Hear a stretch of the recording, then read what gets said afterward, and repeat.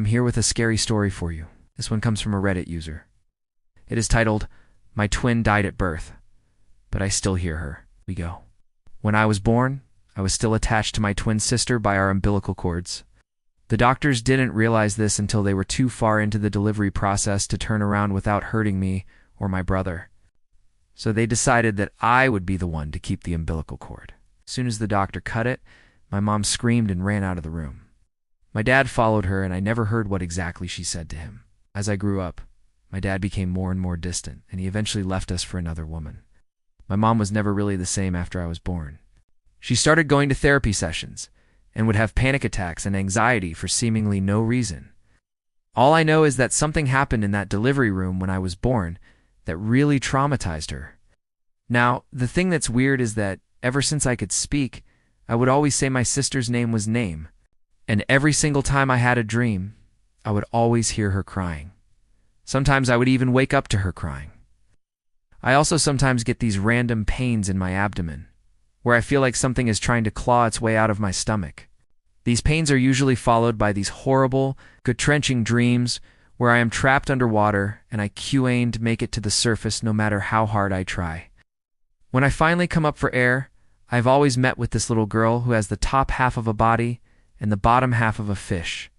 She'll stare at me with these soulless eyes and then she disappears.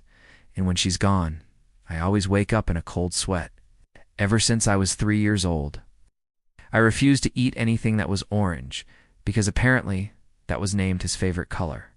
I also hated being touched by anyone other than my mom. Whenever my dad tried to pick me up, I would scream bloody murder. And the only way he was able to get past this was by carrying me around in his giant bear costume.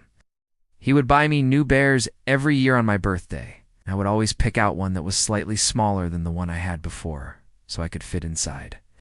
I stopped talking to him completely when I turned 12, and my mother remarried. I told my new stepfather about the dreams and the pains, but he just laughed it off and said it was all in my head. I went to my first therapy session a few months later, and the therapist suggested that maybe I was somehow absorbing my mother's grief over the loss of her daughter.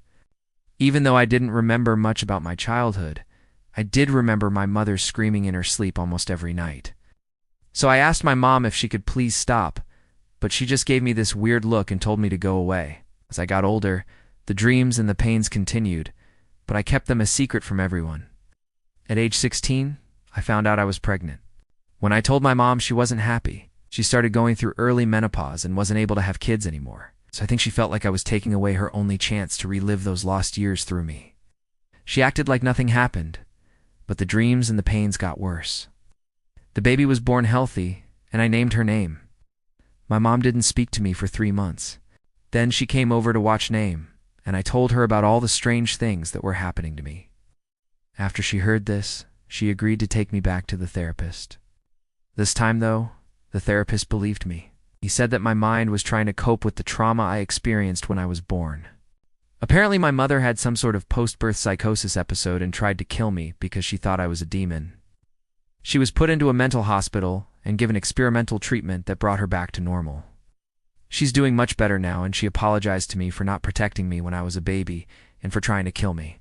Now, even though I was only 3 years old at the time, I remember the pain and fear that came with being touched by anyone other than my mom. And I also remember how much I hated the color orange. That's why I think she might have been subconsciously blocking these memories from my mind. These days, the pains have subsided, and I rarely have nightmares about the fish girl. Thank God for that.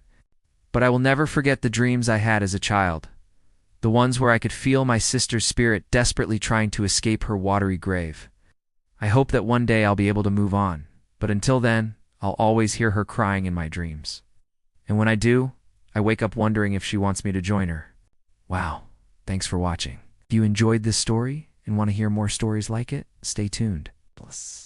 Also, don't forget to subscribe. We have a link to the original post in the description below. And now, without further ado, let's move on to the next Reddit story.